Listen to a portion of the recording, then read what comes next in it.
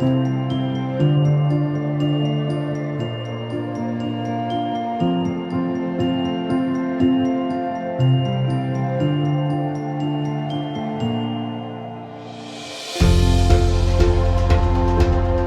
ce moment, le monde est un peu coincé entre une écologie punitive et puis une demande de croissance économique mondiale, même si les pays du nord économique, les États-Unis, l'Europe, sont en train de se sentir un peu coupables de leur croissance. La Chine, le Brésil, la Russie, etc. veulent de la croissance. Et le biomimétisme arrive en plein milieu en fait en disant regardez, on peut voir la nature autrement que comme un obstacle à l'économie. Le biomimétisme, c'est la science qui s'intéresse à la nature comme source de savoir. C'est la science qui dit la nature est le plus gros gisement de connaissances sur Terre.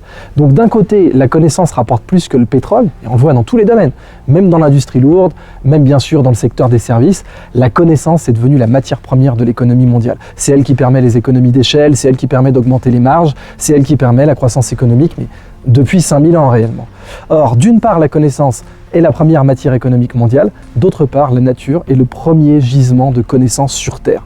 C'est-à-dire que si on pouvait voir un baril de connaissances, c'est dans la nature qu'il faudrait aller le chercher. Alors évidemment, un baril de connaissances, on ne le visualise pas comme ça, et on peut le visualiser ensuite quand on voit ses marges augmenter, quand on voit ses gains de productivité, quand on voit sa compétitivité nationale ou régionale ou pour une entreprise augmenter. Là, on sait ce que c'est qu'un baril de connaissances. Et bien, si on arrive à visualiser un baril de connaissances, c'est dans la nature que ça s'extrait. Et ce soir, je vais montrer plein d'exemples de créatures, d'animaux, d'arbres, de végétaux, d'animaux, de champignons qui ont inspiré des solutions industrielles qui valent des centaines de millions de dollars.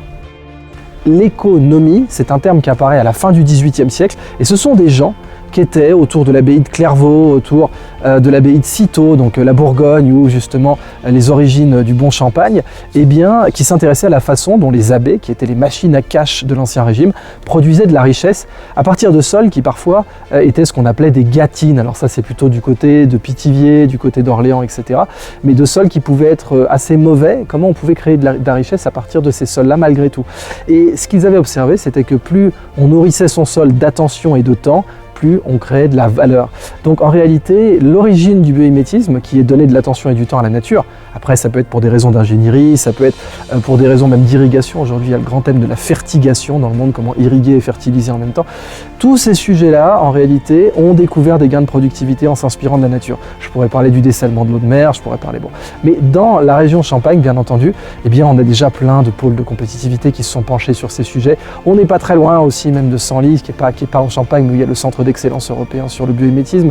Et en réalité, tous les gens dont le métier est de donner de l'attention à leur terre sont des gens qui sont pertinents pour le biomimétisme.